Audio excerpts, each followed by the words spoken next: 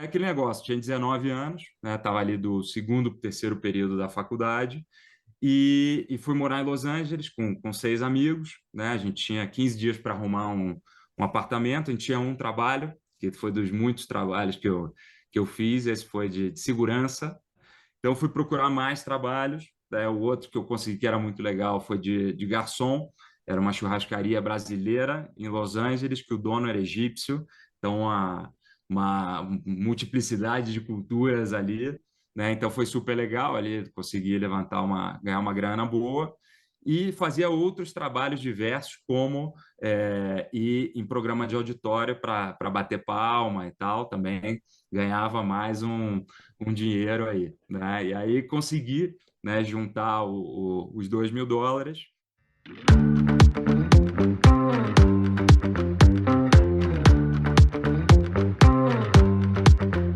Bom dia, boa tarde, boa noite. E eu estou dando bom dia, boa tarde, boa noite, porque esse é o podcast mais internacional que a gente pode encontrar aqui. 3 participantes, cada um em um continente. Esse é o seu Um Impossível por Vez, um podcast hosted by Alex Anton e Thiago Luz. Estou muito orgulhoso de recebermos aqui o Lucas Melman, um grande amigo nosso, tanto do Alex quanto meu, de longa data. É um prazer recebê-lo aqui, Melman. Poxa, obrigado pelo seu tempo, pela sua disponibilidade. Nós estamos recebendo aqui o Lucas para que a gente possa conhecê-lo, para que a gente possa discutir, entender melhor da onde ele veio, para onde ele vai e como pensa Lucas Melman em termos de empreendedorismo, liderança e tudo mais que ele possa trazer aqui para a gente nesse nosso encontro. Então, Lucas, seja muito bem-vindo ao Um Impossível por Vez. Tiago, Anton, super obrigado pelo convite, estou honrado de participar e espero que eu possa contribuir de alguma forma. Anton, quais são suas expectativas aí para a nossa conversa com o Melman? Cara, o Melman é um amigo de vários anos, eu sempre tive admiração por ele, tanto como pessoa quanto como profissional, e eu estou curioso para entender um pouquinho mais dos fatores que moldaram a vida dele, dos fatores que fizeram com que ele tomasse as decisões que trouxeram o drive, toda essa energia que ele tem. Acho que quem conhece o Melman sabe que ele é um cara com uma energia gigante, contagiante, um cara que tem um drive absurdo. Quando você entrega uma tarefa na mão dele, o cara vai fazer, ele vai dar o jeito. E eu tenho curiosidade em saber mais o que está por trás de tudo isso. Você vai ter que contar, viu, Melman? Vamos lá, vamos lá. Excelente, expectativa lá em cima. Vamos começar então agora o nosso Um Impossível por Vez com Lucas Melman. Esse podcast ele é dividido em 3 quadros. A gente começa o nosso primeiro quadro, que é De Onde Você Vem, em que a gente pergunta ao nosso convidado, Lucas Melman, de onde você vem, Lucas Melman? Quem é você? Muito bom, vamos lá. Bom, eu nasci e cresci no Rio de Janeiro, fui filho único quase toda a minha vida, né? Com 20 anos que eu comecei a ter irmão. Bom, sou de uma família de classe média, né? Estudei num colégio público muito bom no Rio, que é o Colégio de Aplicação da UFRJ, que foi super importante na minha formação e acho que também para saber coisas que eu queria fazer e coisas que eu não queria fazer, né? Como ver que eu vou falar bastante sobre isso também, do aprender ou se conhecer, saber o que você não quer fazer na tua vida, eu acho que é super importante, né? E eu cresci ali na Zona Sul do Rio, acho que também queria contar algumas coisas que foram importantes para mim, né? Acho que, por um lado, meu pai foi empreendedor, não, a empresa não cresceu como ele esperava, e eu tive a oportunidade desde muito cedo de estar com ele lá no trabalho e aprender coisas que depois na minha vida foram super importantes, tão simples como hoje com o AI já não é tão relevante, mas na época aprender Excel, né, aprender a fazer fórmula, aprender muito outra vez, né, o que não fazer. E minha mãe foi autônoma por muito tempo, depois trabalhou vários anos na TV Globo, né? E como a situação financeira não era sempre, tinha altos e baixos, né? Eu sempre fui muito ligado nessa parte, né? De saber o que está acontecendo, de ser consciente com o dinheiro. e saber que o dinheiro vem do trabalho, né? Então, e por sorte, eu sempre gostei de trabalhar. Então, desde pequeno, trabalhei de figurante, né, em novela, trabalhei patinando na praia em campanha de político, por exemplo, uma coisa que eu não faria, né, outra vez hoje, mas tudo que tinha uma oportunidade, né, de ganhar um dinheiro e depois eu, né, na época talvez não percebesse tanto, mas eu vi que eu ia aprendendo em cada uma dessas oportunidades alguma coisa, eu fazia, né? E também era aquele que vendia tudo, vendia um som para comprar o computador, vendia não sei o quê para comprar outra coisa, então também sempre foi uma característica minha. E acho que outra coisa que me marcou na infância e na adolescência, eu sempre gostei de fazer esporte, nunca fiz esporte de muita competição, mas já um pouco tarde, acho que com 12 anos, eu entrei no judô, e o judô me ensinou muita coisa, né? Além da disciplina que traz, o respeito, né, ao adversário e tudo, o judô tinha um negócio interessante, né, que você competia por peso, né? E eu era um pouco gordinho na época e tal, e eu não tinha tanta consciência com alimentação, né? E aí, para poder ter mais possibilidades ali no judô, né, eu fui para nutricionista a primeira vez e tal, comecei a melhorar muito minha alimentação e foi algo que também eu trago até hoje, que é essa consciência da saúde, do bem-estar. Então, isso começou lá atrás com 12 anos, né? E acabei fazendo judô acho que uns 3 anos. Depois não me lembro mais o que eu fui fazer, mas já fiz tudo: vôlei, futebol, natação, um pouco de tudo na vida. Acho que também é um negócio legal e quanto mais cedo acho que você começa melhor. E vou falar um pouco mais disso na frente, né? Quando a gente falar de filho. E aí, saindo do colégio, né? Que eu falei que é esse colégio público, ali, apesar de ser uma educação muito boa, né, tinham várias falhas do sistema público, né, de professor não ir, muita desorganização. Então, na faculdade, eu quis fazer outra coisa, né, que fui estudar na PUC, do Rio. Na época, eu achava que eu era muito criativo e o meu conceito de criatividade era mais limitado. Eu achava que criatividade era fazer campanha publicitária, né? Que não deixa de ser, mas não é só isso, né? Aí eu entrei para fazer publicidade, me decepcionei muito rápido, e aí eu me encontrei numa situação que eu tive que tomar uma decisão, né? Que era ou continuar a faculdade, fazer ali mais 2 anos, 2 anos e meio, e entrar mais rápido no mercado de trabalho, né? Ou mudar e fazer alguma coisa que tivesse mais a ver comigo, não sei, uma engenharia, uma administração. E acabou que ali, talvez de uma forma mais intuitiva, foi outra decisão importante, né? De entender que a minha forma de aprendizado era muito mais fazendo do que estando dentro da sala de aula, apesar de eu achar absolutamente complementário, né? Você o prático com o teórico, etc. Apesar de ter muitas críticas que é muito teórico desde a escola, na universidade também, acho que hoje isso já tá muito melhor em várias universidades. E aí eu comecei a trabalhar, né? E a primeira experiência, que também conecta com um negócio que eu gosto muito, que é conhecer novas culturas, viajar.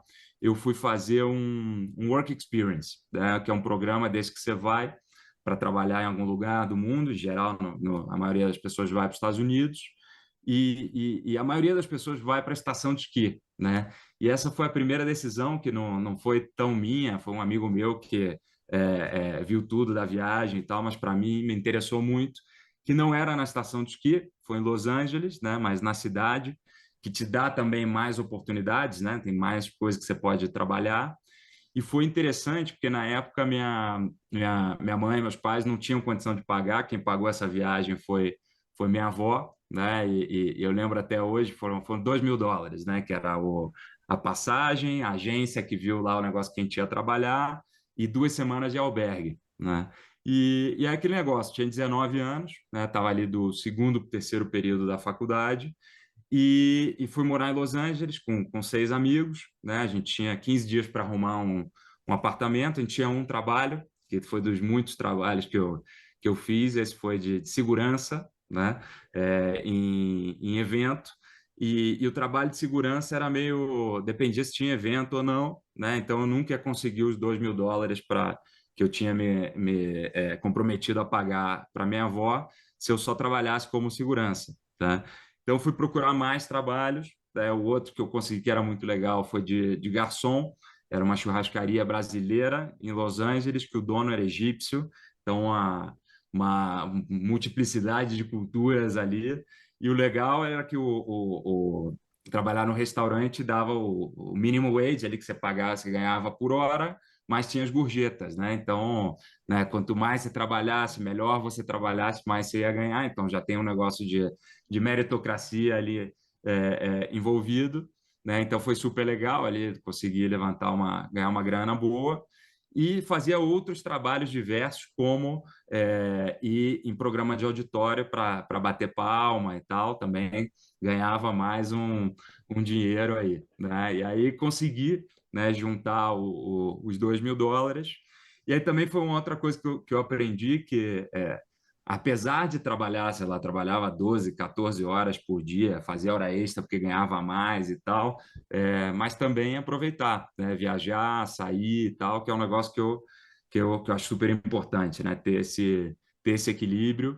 E foi super legal quando eu voltei, minha avó não aceitou os $2.000, né? Então também foi o primeiro dinheiro que eu economizei na vida.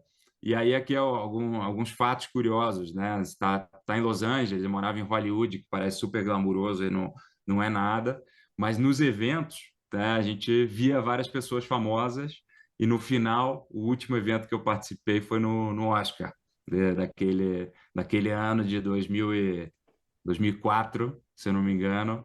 Então foi uma experiência super legal. E aí eu voltei para o Brasil, né? E acho que é um negócio que eu recomendo muito, porque eu não perdi a faculdade, não perdi nenhum período, né? Eu fui começo de dezembro, voltei em abril e segui a faculdade, né? Então é um negócio que também, claro, você precisa de um capital inicial, mas você pode recuperar. Então acho que é um negócio que eu recomendo para muita gente.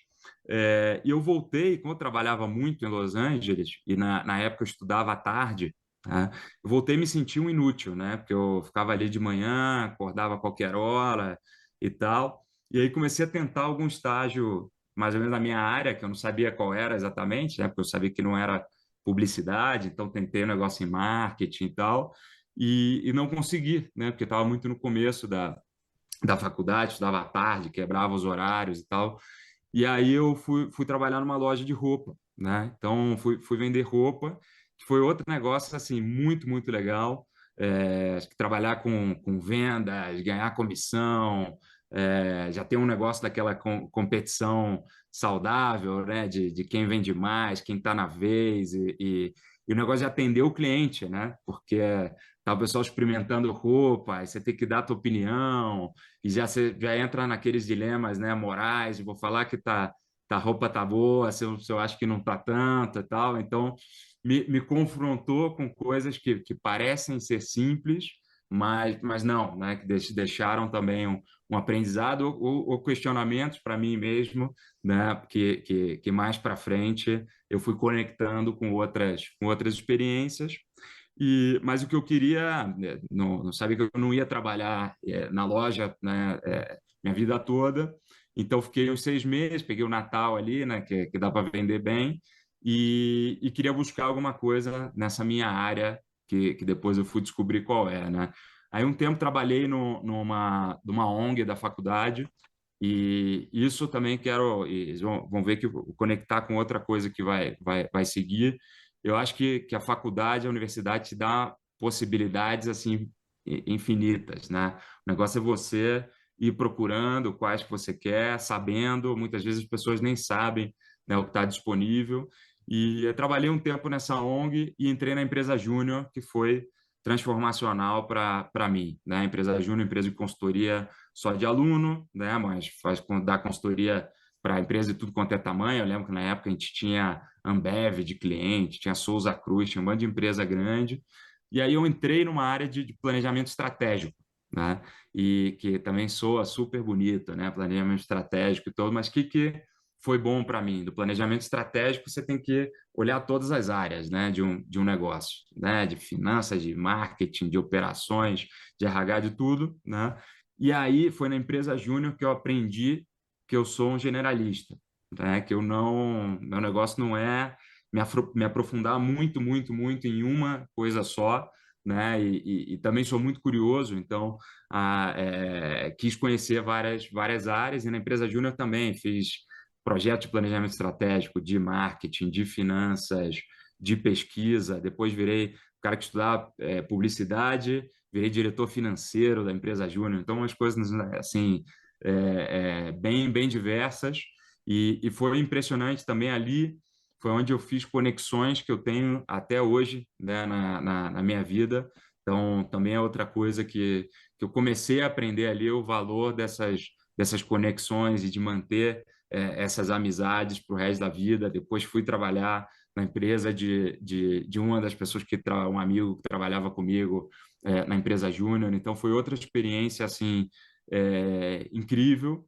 E aí fiz alguns outros estágios até chegar na Endeavor, que também foi impressionante para mim. Então trabalhar na Endeavor eu digo, foi um MBA na prática, né? Porque você está ali olhando as empresas mais inovadoras, os empreendedores com os maiores drives assim de crescimento, de fazer coisa legal, e por outro lado os mentores, que a gente que já passou por isso, né? Então eu tive a oportunidade de aprender dos dois lados, né? E já com uma missão também muito bonita, né? De desenvolver o empreendedorismo, né? De empoderar, né, através do desenvolvimento econômico. Fiquei quase 5 anos, também fiz outras coisas, fui RH, fui financeiro, fiz expansão, e aí também outra vez, né, o negócio de viajar, conhecer outras cidades do Brasil. A Endeavor é uma organização internacional, então ali também fui para vários países, vim não pela primeira vez, mas a segunda vez para o México, a primeira vez na cidade do México. A história da primeira vez não posso contar, que foi Tijuana, cruzando a fronteira a pé e tal, mas então foi incrível. E ali e na Endeavor o que eu tirei também de muito aprendizado foi o negócio de ter mentores, né? Então a Endeavor está baseada em mentoria, né, em transferência de conhecimento. E ali também eu comecei a ter os primeiros mentores, né, pessoas que eu mantenho até hoje, né, em geral ali. Não acho que os mentores precisam ser pessoas mais velhas que você, né? Mas eu tinha, sei lá, 23, 24 anos, então eram pessoas bem mais velhas que eu, e incrível, né, o que eu aprendi com eles. E aí e acho que a Endeavor também teve outro ponto, né? Eu morava no Rio e a sede da Endeavor estava em São Paulo, né? Então eu entrei como estagiário no Rio e eu, diferente de muitos cariocas, sempre tive essa visão de eu tinha que morar em São Paulo, né? Que ia ser, e eu nunca quis fazer disso uma coisa ruim, né? De não estar no Rio, estar em São Paulo. Então eu sempre pensei na parte boa de morar em São Paulo, e foi também divisor de águas, assim. Realmente não, minha carreira não teria avançado, eu não teria aprendido tudo que eu aprendi, porque também sair do Rio para São Paulo significou sair da casa da minha mãe e morar sozinho, tá? E foi outra experiência. Além de morar sozinho, eu também fui morar junto, né? Meio que me casei ali naquela época, então também muitas coisas acontecendo ao mesmo tempo, muito novo, né? De novo, fui morar em São Paulo com 23 anos e fiquei na Endeavor quase 5 anos. E aí decidi que era o momento de fazer uma transição. E aí fui para a B2W, né? E a B2W é uma empresa gigante, de, não sei, 10 mil pessoas, de capital aberto. Então, foi intencional, né, fazer essa mudança tão brusca, mas, assim, foi um choque enorme, né? Na Endeavor, pequeno, tinha 35 pessoas, a gente fazia tudo muito rápido, muito simples, né? Todo mundo ali muito comprometido com aquela missão e viver, né, um ambiente muito mais corporativo, com normal, né, que tenha mais burocracia, que tenha mais processos, que as coisas demorem mais para acontecer, que você tenha menos a caneta, né, para tomar a tua decisão e tenha que influenciar as pessoas, né, que você não controla a decisão. E ali também eu saí de um negócio que eu tinha, sei lá, uma equipe de 6 pessoas para uma equipe de 100 pessoas, com 26, 27 anos. Então, foi bem duro aprender a liderar tanta gente, todos os problemas, os desafios que estão envolvidos, né, nessa situação de liderar tanta gente. Você não está tão perto, né? 6 pessoas, você conhece, sabe o nome do filho, do cachorro, de todo mundo, né? 100 pessoas é duríssimo, né? Tinha equipe no Rio, tinha equipe em São Paulo, então penei bastante, né? Sofri bastante nessa época, mas foi também não me arrependo de nada dessa fase. E aí eu toquei 2 negócios até que eu cheguei no negócio que também foi assim, um orgulho muito grande para mim, foi um marketplace. Então, quando a B2W abriu os 3 sites lá, Submarino, Americanas e Shoptime, para que outros vendedores vendessem seus produtos dentro dos nossos sites. E esse projeto saiu totalmente do zero, então foi totalmente assim, intraempreendedorismo, né? Eu lembro quando me chamaram para o projeto, tinha uma pessoa na minha equipe, e tendo que olhar todos os impactos, né? Desde de tecnologia, de atendimento ao consumidor, da parte logística, apesar de que eu tocava a parte mais de comercial e marketing, e foi incrível, assim, também com muitos desafios, com muito aprendizado, mas a gente saiu de vender zero, né, a mais de 2 bilhões de reais em 3 anos, né? Então, um crescimento super acelerado e, assim, fico muito feliz de ter vivido, conseguir como quebrar essas barreiras dentro do ambiente corporativo. Também nessa época, conheci minha atual esposa, me mudei para São Paulo de novo, né? Tinha saído quando eu fui para a B2W, voltei para o Rio, fiquei uns 3 anos no Rio, voltei para São Paulo, e aí eu senti que era o momento de viver alguma coisa um pouco mais startup, um pouco mais inovadora e que tivesse um fator internacional. Eu sempre tive essa cosquinha assim interna de fazer, cara, quero ter uma carreira internacional, quero viver isso, né? E aí foi nessa época que eu reencontrei Tiago Luz, né? Que estudamos juntos na PUC. É, não sei se a gente se nos equivocamos juntos na publicidade, não sei qual a tua opinião, né? Nos equivocamos juntos. Nos equivocamos juntos e conheci Alex Anton, né? E foi engraçado, né? Porque eu falo hoje que eu queria ir para uma empresa um pouco menor, mais startup e tal, e essa empresa menor, né, foi o iFood, né? Que hoje não tem nada de pequena, né? Na época não era tão pequena assim, já era uma empresa média, né? Acho que tinha umas 500 pessoas, né? Hoje não sei quantas tem aí, 4, 5 mil, mas estava numa fase muito legal, né? Que era uma fase de transição, né? Dos fundadores, né? Para uma equipe de executivos, mas executivos que não eram executivos tão tradicionais, né? Eram executivos todos mais empreendedores, né? E para mim ficou a parte da expansão internacional, que eram 2 países que o iFood tinha entrado há pouquinho tempo, que era Argentina e Colômbia, né? Então, assumi esse desafio, comecei minha carreira internacional, não tinha nenhuma experiência, falava um pouco de espanhol, e aí nessa época eu ainda morava em São Paulo, ficava viajando para a Argentina e para Colômbia, só que foi muito legal, primeiro por ter essa experiência de liderar em outras culturas, saber não só adaptar a empresa, né, o produto, a estratégia para os países, mas adaptar também o meu estilo de liderança para esses países, né? E para mim sempre foi muito importante efetivamente mergulhar na cultura, entender as pessoas, escutar muito, né? Então sempre usei muito a Endeavor, também sempre chegava num país e ia na Endeavor para eles me contarem, tá, um pouco o caminho das pedras, que nunca é suficiente só escutar, tem que ir lá e viver. E foi muito legal porque a estratégia do iFood foi entrar por aquisição.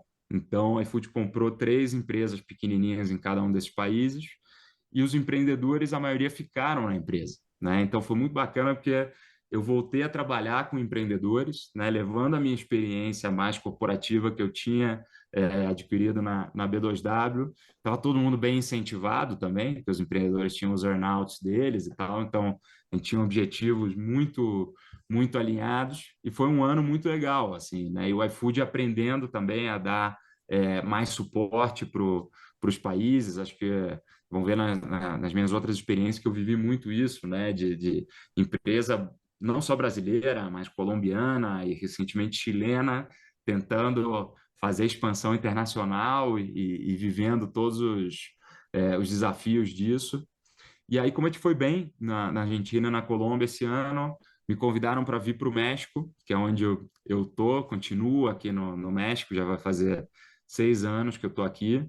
E aí foi legal, foi mais legal ainda, né? Porque aí eu me mudei com a família que até então era eu e minha mulher, né?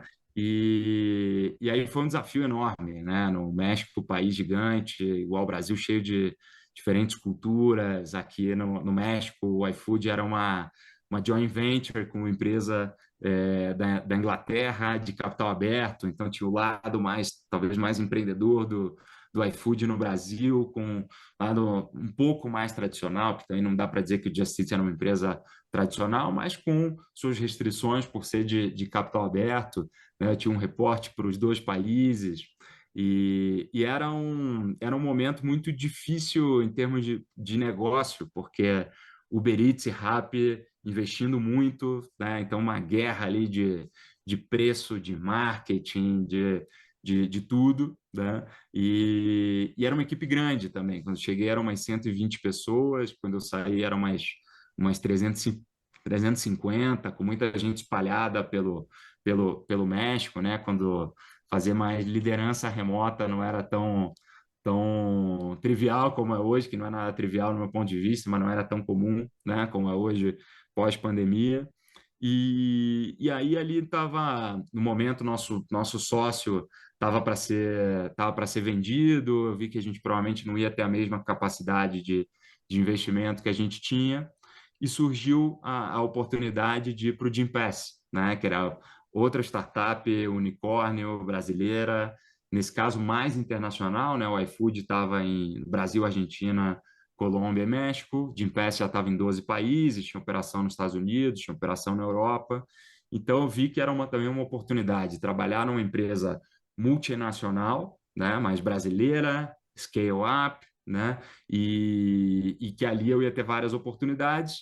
E foi o primeiro momento que eu conectei mais o meu propósito pessoal com o que a empresa fazia, né? Eu adorei trabalhar em e-commerce, adorei trabalhar em food delivery, mas no Gympass eu tive a oportunidade de levar coisas que eu já fazia por minha conta, né, nas empresas que eu passava, patrocinar o time de futebol, pagar metade das inscrições de corrida para o time e tal. A gente tinha o Gympass contratado, né, e tal, e eu não ganhava nada por isso, né? Não ganhava mais por isso. Então foi um negócio legal de agora eu vou trabalhar com o meu propósito pessoal, ainda vou ser remunerado por isso, né? Então, somando as empresas que eu trabalhei como executivo e duas que eu fui do conselho, era meu quinto marketplace, tá? Então, eu trabalhei marketplace, produto, comida, marketplace de delivery, marketplace de supermercado. E esse era um marketplace de academia, mas totalmente diferente, porque era um B2B2C, né? Então, a gente tinha que vender para a empresa pagava um fee para dar o Gympass para os colaboradores, o colaborador tinha que pagar para ter o plano dele, né? Então, isso também é um negócio que eu sempre procuro, né? Quero fazer alguma coisa que traga um aprendizado novo, né? E essa parte B2B era super importante, né? E para dar uma pimentada na situação, 4 meses depois que eu entrei no Gympass, começou a pandemia, né? E aí, uma empresa que vendia acesso a academias, as academias estavam fechadas, né? Então, aconteceram 3 coisas novas para mim ao mesmo tempo. Eu estava sempre acostumado com crescimento, crescer 100% ao ano, 200% ao ano. O foco era reter os clientes atuais, né? 2, a gente teve que lançar um produto digital, que era a única forma, e por sorte a gente não era, não sei, a companhia aérea, um hotel, né, que não tem muita alternativa. A gente correu para lançar academia virtual, personal trainer, botar outros serviços e tal. Então foi legal lançar esse produto, sendo que nessa época eu me lembro muito bem o que o César, né, que é o fundador e CEO, falava. A gente não está otimizando para perfeição, a gente está otimizando para velocidade. Aqui, o importante é lançar, mostrar que a gente é ágil, mostrar que a gente está levando uma solução para o mercado. E isso me doía um pouco, né? Porque não tava boa a solução, né? Mas foi o que salvou o Gympass. E para facilitar mais, nasceu minha primeira filha no dia 17 de março de 2020, quando todo mundo foi de home office, né, no dia 13 de março. Né? Então, estava em casa, sozinho, aprendendo a ser pai, né, sem nenhuma ajuda, né, reaprendendo a fazer faxina na casa, né, que eu não fazia há um tempo. E foi um desafio enorme, só que quando eu paro para olhar, assim, primeiro, fortaleceu muito minha relação com a minha mulher, né, que é duro, né? Muita gente se divorciou na pandemia e tal. E eu tive a oportunidade de ser pai, acho que na melhor época do mundo, não sei, né? Que você tem mais flexibilidade, que você pode estar mais em casa, né? Então, apesar de agora, né, estar em geral num esquema mais híbrido, né, a gente consegue participar muito mais da vida dos nossos filhos, né? Que, bom, os dois também são pais, sabem que é um momento que depois não volta e que muita gente que a gente fala se arrepende de não ter vivido intensamente esses momentos, né? Então, vou tentar resumir aqui. Fiquei 2 anos no Gympass, começou a sair uma faísca de empreender, então decidi sair do Gympass, queria empreender em saúde, tinha algumas ideias, saí para lapidar essas ideias, não queria fazer sozinho, queria buscar um sócio ou dois para fazer, não encontrei, mas encontrei uma startup colombiana que trabalha com telemedicina, e trabalhei um tempo com eles na expansão aqui para o México, para outros países, foi incrível. Até que eu conheci a Betterfly, que é uma outra scale-up, unicórnio, chilena, nesse caso, e peguei uma fase que a empresa estava expandindo, abriu 6, 7 países em um ano, negócio insano. E na Betterfly, o que eu aprendi? Né? Primeiro, tinha um fator de seguros, né, que eu não conhecia nada, e uma parte de impacto social e ambiental, que primeiro assim, me alimentou muito, né, esse lado de não só oferecer uma plataforma de saúde e bem-estar, mas também gerar um impacto social e ambiental. Então, fiquei lá 1 ano e meio, e a hora, né? Às vezes eu confundo o espanhol. E agora bateu outra vez essa vontade de ter um negócio, né? Ainda não sei se vai ser um negócio full-time, ainda não sei se vai ser um negócio, dois ou três, mas isso fica para o próximo bloco. Boa, Melma. Então deixa aí poxa, o que vem pela frente, a gente deixa para o próximo bloco. Eu tenho uma pergunta, mas antes, cara, incrível conhecer sua trajetória. E, pô, eu sou, de certa forma, privilegiado por ter acompanhado boa parte disso com você. Nós nos conhecemos na faculdade, como você comentou. Nossas esposas são amigas da faculdade, inclusive. Então, poxa, muita coisa aí a gente viveu junto. Agora, tem coisa que você só conhece no Impossível por Vez. Eu não conhecia Lucas Melman, patinador, segurança de balada, garçom. Essa parte eu não conhecia, cara. Então, é incrível, coisas que só acontecem no Impossível por Vez. Cara, eu tenho uma pergunta para você, que é a seguinte: eu escutei muitas vezes você na sua narrativa, você contando de coisas que se conectariam lá na frente, né? Você fala, não, isso aqui se conecta com algum momento futuro. E eu gosto muito de lembrar do Steve Jobs, naquele discurso famoso dele, falando que a gente conecta os pontos olhando para trás. E a minha pergunta para você é, cara, nesses momentos em que você estava vivendo aquilo, você já imaginava que isso se conectaria com alguma coisa lá na frente? Ou isso foi sendo, poxa, construído meio que organicamente ao longo da tua trajetória, cara?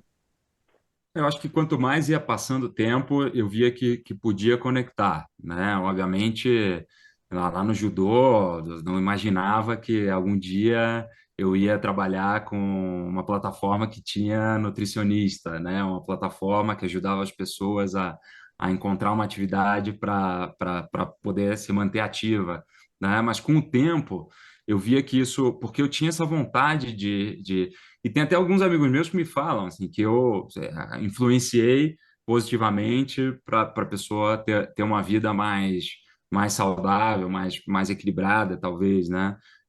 Uma coisa que eu não contei, cara, mas eu acho importante contar, também quando eu era adolescente, eu comecei a fazer terapia. Tá? E isso também foi um divisor de águas. Fiz terapia, acho que dos 15 aos 21 anos, e me ajudou, assim, absurdamente, que era outra coisa que eu também não pensava que um dia eu ia vender isso, ia falar para as pessoas, não, a importância da terapia e que depois e que ia ter uma pandemia, né, e que cuidar da saúde mental ia se tornar algo falado abertamente e tal. Então, eu gosto de contar isso porque ainda existe algum tabu, né, com o tema de saúde mental, com o tema de demonstrar fraqueza, demonstrar, esqueci qual é a palavra aí, Vulnerabilidade. Vulnerabilidade. vulnerabilidade e tal. Então, acho que quando todos nós começamos a trabalhar, isso era, não, a gente tem que estar sempre bem, tem que estar sempre, a gente é super forte, a gente não se abala com nada e tal. E eu acho isso extremamente prejudicial para a própria pessoa, para as equipes da pessoa, para a família da pessoa.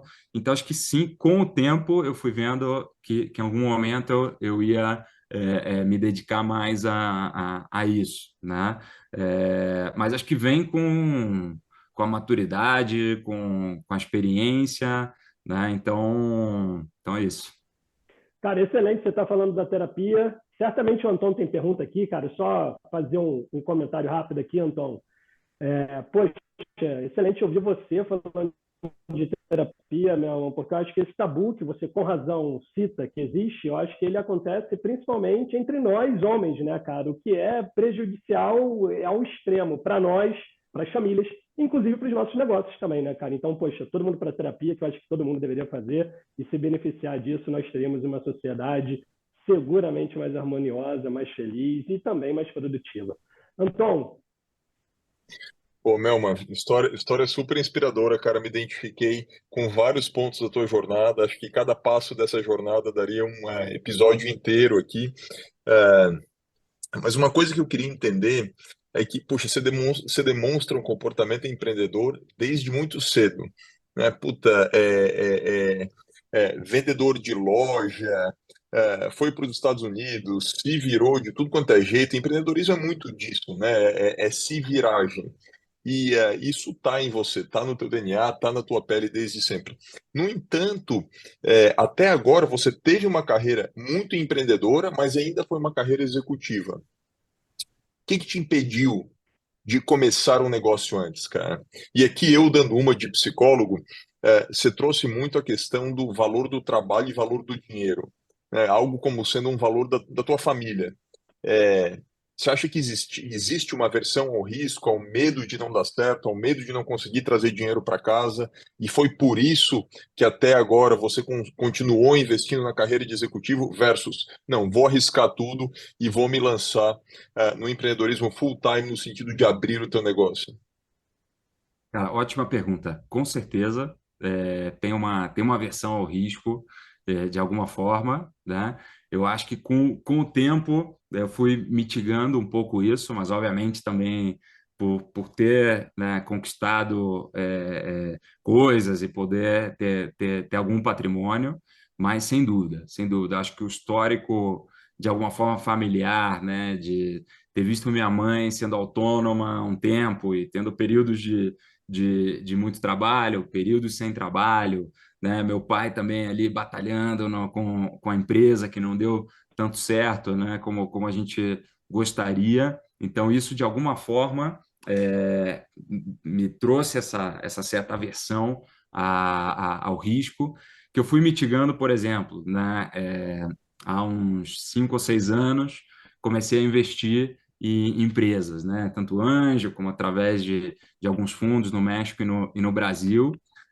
E eu acho que o que você falou, né? Como a minha carreira acabou dentro das empresas que eu passei, sendo muito empreendedora, né? Sempre com desafios novos, coisas que não tinha muito playbook, né? De como fazer. Isso supriu, né, essa vontade de ter meu próprio negócio e mas sempre vem e já já a gente fala disso. Perfeito. Ótimo, cara. Acho que esse é um ótimo ponto para a gente avançar para o próximo capítulo aqui desse bate-papo. Tiagão, vou passar a bola para você continuar com um impossível por vez.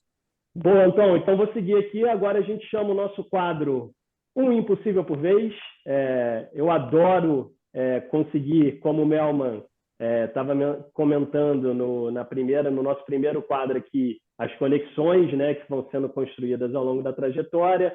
Então a pergunta, poxa, acaba sendo um gancho perfeito para que a gente possa ouvir do Melman qual é o seu impossível da vez, Melman. Conta pra gente, cara. Então, agora eu acho que finalmente vai sair algum negócio próprio, tá? E mais uma coisa que eu aprendi também, há 2 anos eu tentei, não saiu, mas saíram várias outras coisas, é não me pressionar, né?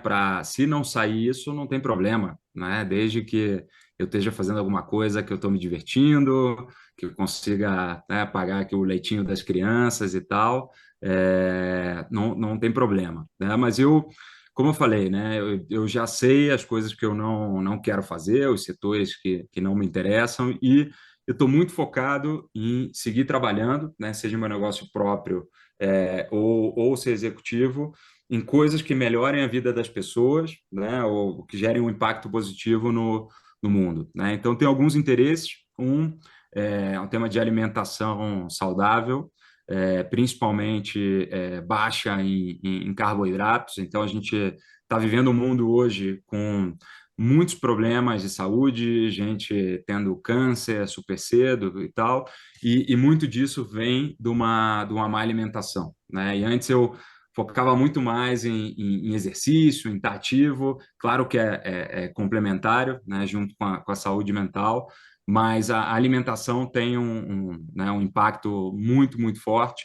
No México, é assim, impressionante como você vê pessoas que se alimentam mal, não existe uma cultura de prevenção, né? Então, tô focado nisso, né? Esse provavelmente não vai ser do zero, porque eu já conheci algumas empresas que fazem, que são pequenas hoje e podem expandir.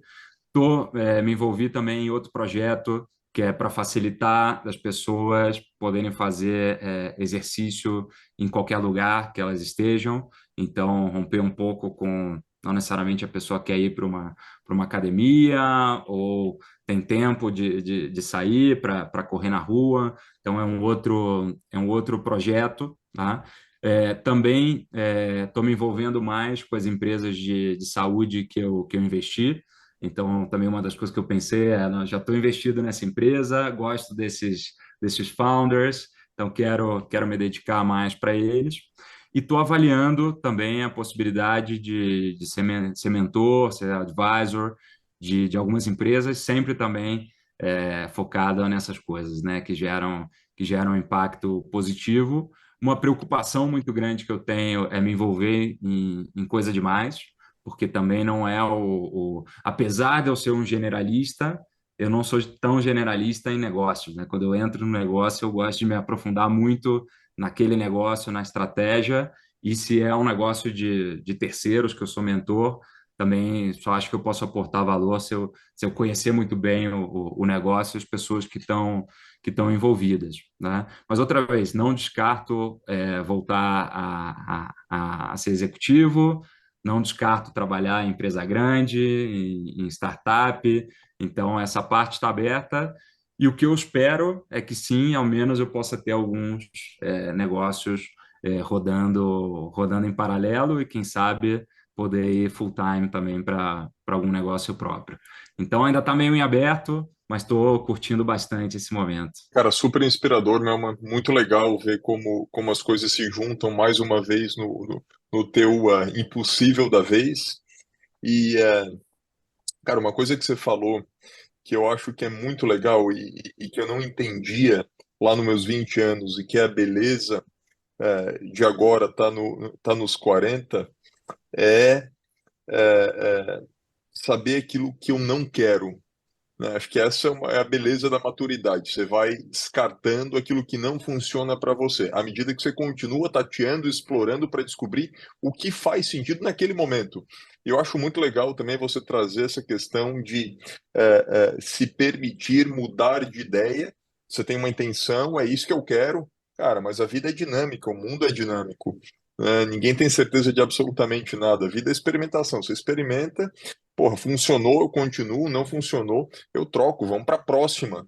Você vai descobrindo o que funciona e o que não funciona. Na tua jornada, cara, de descobertas do que não funciona, o que não funciona para você? Então, para mim não funciona trabalhar com alguma coisa que eu não acredito, que eu não acho que tem Só um por impacto. grana, por exemplo. Você não iria num negócio só Não pelo retorno funciona. financeiro. Outra coisa que não funciona, por exemplo, eu não prejudicaria a minha vida pessoal e da minha família por grana também. Ah, vou para um. Por exemplo, quando a gente veio morar no México, o plano original, a gente fica 2 anos e vai para outro país, né? Hoje, quando eu penso, cara, em mudar para outro país, talvez não sei, para os Estados Unidos, para a Europa, é muito difícil que eu tenha a mesma qualidade de vida que eu tenho aqui, tá? Com a minha família, o apoio, uma rede. Então, são coisas que eu não trocaria ou para ganhar muita grana e não poder ter tempo para minha família. Então, tava até engraçado, eu estava ontem com uns amigos aqui em casa e a gente estava conversando sobre isso, né? Tem algumas pessoas que eu super respeito. Fala aquele negócio, não, eu vou trabalhar 5 anos que nem um animal e vou ganhar muita grana para depois viver tranquilo. Tá? É, não é muito a minha pegada, né? Eu prefiro ter algo mais balanceado, trabalhar para caramba, não sei se eu me considero mais workaholic, tá? Porque eu acho que eu trabalho menos tempo, mais eficiente, apesar de trabalhar bastante, mas podendo aproveitar cada momento da tua vida, né? E sendo também um melhor líder, um melhor exemplo para a tua equipe, porque se você é aquele líder que trabalha 14 horas por dia, não tem vida pessoal e tal, você acaba influenciando as pessoas a ter uma vida parecida com a sua, né? Então, e o outro fator é que hoje a gente vive muito tempo, né? Então, mas eu acho que eu vou viver aí uns 100 anos, né? Então, cara, você trabalhar 5 anos e ganhar dinheiro para ter patrimônio para toda a tua vida não é tão fácil, né? Aí já tem que ser 10 anos, 15 anos trabalhando assim para parar de trabalhar, não sei, com 60 anos, e que também não é meu objetivo, né? Eu acho que trabalhar com menos intensidade provavelmente é super saudável também, né? Independente de quantos anos você tem, né? Super. E trabalhar naquilo que você gosta é vida, né, cara? É algo muito fluido. Você não separa muito, você acorda e você toca as questões que são importantes para você na vida pessoal, no trabalho, porque aquilo está tudo muito integrado. Eu sou desses também, imagino que eu vou trabalhar até muito idoso, mas não no sentido tradicional da palavra trabalho, que é bater cartão, ter um horário, ter um chefe, fazer parte de algum sistema rígido e inflexível, mas sim trabalhar no sentido de agregar valor, de trazer minhas experiências, meus aprendizados, minhas aspirações para algo concreto e real para o mundo. Tiagão, tenho certeza que você tem pergunta por aí também, cara. Tenho, cara, não, e eu acho que o que você está falando, né, Antônio, é produzir, né, cara? Eu acho que a gente não quer deixar de produzir, mas aquele sistema antigo, antiquado de trabalho, poxa, de 9 às 6, de 9 às 8, poxa, aquela coisa, poxa, talvez vá deixando de fazer sentido, né? Mas nunca deixar de produzir. Ô, Melman, enquanto você falava, cara, eu fui lembrando de um gráfico que eu vi recentemente que falou muito comigo, cara, que mostrava como declina o tempo que a gente passa com os nossos filhos, cara. E aqui nós todos somos pais, né, cara? E eu sinto, percebo e tenho certeza que nós todos nos preocupamos também em ser pais presentes. o quanto cai o tempo, cara, que a gente passa com os nossos filhos à medida que eles crescem, né, cara? Então, nós temos filhos mais ou menos na mesma idade, estão ali na sua primeira infância, é o momento em que eles passam mais tempo com a gente, porque depois eles vão se tornar adolescentes e aí eles vão passar menos tempo com a gente, de fato, eles vão ter os seus estágios, as suas faculdades, a sua turma, namorado, seja o que for, e não vão estar com a gente o tempo que hoje eles estão. E aí, quando a gente decide que é agora o momento de, poxa, se dedicar 14 horas para o trabalho, caramba, lá na frente a gente vai falar assim, poxa, eu sinto que eu não estou tão conectado quanto eu gostaria com meu filho ou com a minha filha. É óbvio, no momento em que ele estava ali disposto a criar essa conexão com você, você estava atrás de um cheque que supostamente resolveria a sua vida financeira. Então, poxa, esse gráfico falou muito comigo e quando você comenta isso também, cara, eu estou super alinhado com o que vocês dois estão comentando. É legal pra caramba escutar isso de vocês. E, Tiagão, isso me traz um ponto importante aqui, que eu queria ouvir do Melman, como é que é o Melman pai?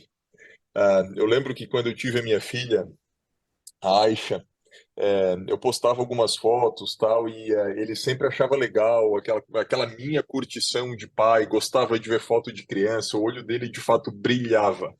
E agora ele é pai de duas crianças lindas. Eu quero conhecer um pouco mais desse Melman pai, porque você está distante, cara. Você está no México e apesar da gente manter contato, eu não tenho visibilidade de como é esse cara cuidando desses dois bebês praticamente, porque eles são muito próximos, né? Num país estrangeiro. Conta um pouquinho aí pra gente. Legal, cara. Eu acho que tem a pessoa pai tem três vertentes aí, né? Tem você sendo pai com seus filhos, você sendo pai com você mesmo, né? E com, né, o seu cônjuge, seu relacionamento, né? Então, primeiro com os filhos, eu acho que não, um negócio que eles acho que ensinam mais para a gente, talvez, do que a gente para eles. Tá? Eu acho que também me ensinou muito a esse negócio do tempo de qualidade, de focar, de escolher melhor o que que eu vou fazer, aprender a como me conectar mais com eles, né? Provavelmente acontece com vocês também ali no Instagram, aí começa a ver coisa de pai, e vem um montão de coisa de pai, e hoje é o que mais me interessa, né? Saber como aproveitar melhor o tempo com eles, como, né, o que dá de comer. E eu acho que eu curti muito o negócio de mais ou menos estudar para ser pai. Não estudei tanto antes, que até me arrependo, né? De não ter lido um pouquinho antes, não fiz lá os cursos e tal. Recomendo isso para quem tiver para ser pai aí fazer. Mas é super legal ver uns livros, entender o negócio do sono, entender. Agora meus filhos estão nos Terrible Twos, né? Então, entender por que eles se comportam dessa forma e o que você pode fazer para amenizar ou se conectar mais, né? E acho que é um trabalho muito em você mesmo, né? O impacto é brutal na tua vida, né? Do sono, da tua liberdade e tal, mas o que te dá em troca é muito mais do que tira, mas e aí passando para ser pai com você mesmo, né? Para mim, assim, impactou muito isso, não ter um tempo para mim e tal. A gente decidiu ter dois filhos muito próximos para exatamente poder passar por eles estarem sempre nas mesmas fases. Para mim era muito difícil pensar, eu vou voltar a ter um bebê em casa. Tiago está até rindo, voltar a ter um bebê em casa depois de, sei lá, 5, 6 anos e tal. A gente foi all in, né? E é super, super intenso, né? E para mim, assim, no início não dá, realmente eram escassos, né? O tempo que eu tinha só para mim. E agora que meu filho vai fazer 2, minha filha tem 3 e meio, eu até mudei a minha rotina para poder ter mais tempo para mim. Então, eu sempre acordei mais ou menos cedo, 6, 6 e meia, mas eles acordam 6 e meia, 7, né? Então, não tinha tempo para mim de manhã, à noite, né? No início também não tinha tempo nem para mim, mas hoje também dedico esse tempo à noite mais pro casal, né? Para mim e para minha mulher. E então eu comecei a acordar às 5 para poder ter de 5 às 7 para mim, fazer exercício, para ler, para pensar, para tomar um café com calma, que são coisas que depois você começa a valorizar. Então é muito legal, porque você valoriza muito o tempo que você está com eles, você valoriza muito o tempo que você não está com eles, né? Você valoriza muito o tempo que você está com a tua mulher, com o teu marido, e a parte do casal é outro grande desafio, né? Então, acho que tem que ser uma coisa consciente de que tem que tomar cuidado para tentar manter uma vida de casal, tentar manter um tempo, tentar manter a paz, a harmonia de alguma forma na casa, porque realmente te tira da tua zona de conforto. Mas voltando lá no ponto de ter tempo para eles, então assim, o que eu busquei foi organizar minha vida de uma forma que eu pudesse fazer um pouco de tudo, tendo bastante tempo de qualidade para eles. Mas, assim, outra coisa que a gente faz agora, que eles são um pouquinho maiores, a gente sempre vai sair de férias com eles e depois sai pelo menos alguns dias de férias, só eu e a minha mulher. E o lance de estar num outro país é difícil, assim, realmente você não tem aquele apoio, não tem um fim de semana que vai para casa dos avós e os avós ficam paparicando os filhos, não tem isso. Cada domingo é um desafio, é pensar um programa. Acho que assim, a gente tem muita sorte também de poder ter ajuda de profissionais que são incríveis e também muita sorte de ter encontrado essas pessoas que eu vou dizer que foi talvez a contratação mais importante da minha vida. Foi a babá das crianças e ela é incrível, incrível. Então a gente tem de alguma forma uma rede de suporte, tem seus desafios, tem suas vantagens. Minha filha já fala muito mais espanhol, mas fala espanhol, fala português, já está começando a falar inglês, né? Tem outras oportunidades por estar perto dos Estados Unidos, a gente tem família, pode visitar, então tem seus desafios, mas eu acho que é totalmente possível, desde que, na maior parte do tempo, que também não acredito a gente vai ter essa harmonia sempre vamos ter seus altos e baixos, mas acho que o mais importante é ter bons acordos dentro de casa, né, principalmente entre os pais, né, e buscar esse equilíbrio para ter boa saúde mental na medida do possível para poder aguentar essa parte muito difícil e desfrutar ao máximo, né, que é ter esses moleques aqui em casa brincando, fazendo barulho, desenhando na parede, jogando comida no chão. Uma delícia, né, cara? Melhor Excelente, da Mel. vida. Muito bom. Eles são incríveis, cara. Então aproveita ao máximo aí, porque é isso. O tempo passa rápido. Legal que você tem conseguido estar presente nesse momento tão importante para a família de vocês. Muito bem. Então agora conhecemos a trajetória do Melman, conhecemos o que vem por aí, o impossível por vez do Melman. Conhecemos Lucas Melman também como pai, poxa, super inspirador. E agora vamos caminhando aqui para o fechamento do nosso episódio com o nosso quadro Sem Pressa e Sem Pausa, em que a gente faz um clássico ping-pong. O Melman ele é jogador de paddle, mas aqui nós fazemos um ping-pong. Anton e eu vamos falar, poxa, pedir para o Melman, vamos dar uma palavra para ele diz o que essa palavra representa, significa para ele, jogo rápido, curto, sem explicação, sem delongas. Um país. Hoje, México. Um esporte, meu mano. Bom, o Thiago já adiantou aí, o paddle. Muito bom, recomendo. Um time de futebol, Fluminense. De forma alguma, Flamengo. Um orgulho.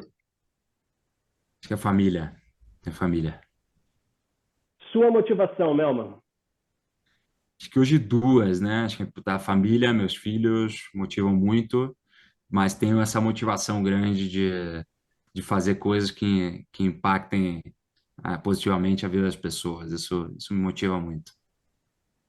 E o que que te segura, meu irmão? O que que te dá medo? Acho que tenho um pouco de medo da morte, cara. Não, não tanto, um pouco a minha, né? Porque acho que seria ruim, mas também dos outros. Não é um assunto que eu lido muito bem, não. Um artista, Melman. Anitta. Um arrependimento. Cara, eu acho que não ter feito intercâmbio na faculdade.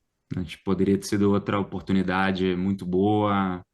Acho que te faz crescer muito. Uma empresa que você admira, cara. A Amazon, como globalmente, e no Brasil, Nubank. Um livro, Melon, que te marcou e que você recomenda aqui pra galera. De novo, Good to Great, acho que me marcou bastante. E recentemente, um que chama Atomic Habits, também me ajudou muito nessa mudança de hábito que eu comentei antes. Melon, eu tenho uma última pergunta antes da gente fechar. Quem que você recomenda aqui para o nosso podcast? Quem que você gostaria de ver e ouvir sendo entrevistado no Impossível por Vez? Cara, a primeira pessoa que eu pensei foi o Paulo Veras, só que acho que ele já está em vários podcasts e tal. É, Pensei aqui, uma outra pessoa que trabalhou comigo na Endeavor, Luiz Guilherme Manzano, que, que hoje tem um fundo, acho que é um cara também que tem uma trajetória muito legal. Perfeito. Ótimo. Obrigado pelas dicas. Imagina. Excelente, inclusive adorei todas, tirando a parte aí do Flamengo, adorei todas as respostas. Muito bom, fechamos aqui com chave de ouro. Esse foi o Lucas Melman, no Um Impossível por Vez. Uma vez mais, Melman, muito obrigado pela sua participação, pela sua transparência, pela sua abertura aqui também. Eu que te conheço poxa, vou me arriscar aqui, talvez mais de 10 anos, provavelmente mais de 10, talvez. Com certeza. Poxa, conheci um Melman novo aqui, que eu gostei muito de conhecer. Então, obrigado, estamos juntos, sempre juntos, conectados. E, cara, sucesso aí no teu Impossível por Vez, que você está construindo aí com bastante dedicação. Não, obrigado vocês, parabéns pela iniciativa e quem tiver visto aí o podcast, se quiser trocar uma ideia também, só procurar aí Lucas Melman no LinkedIn e com o maior prazer a gente bate um papo. Valeu, Melman. Super prazer, cara. Vamos que vamos. Valeu, galera. Até mais. Um abraço.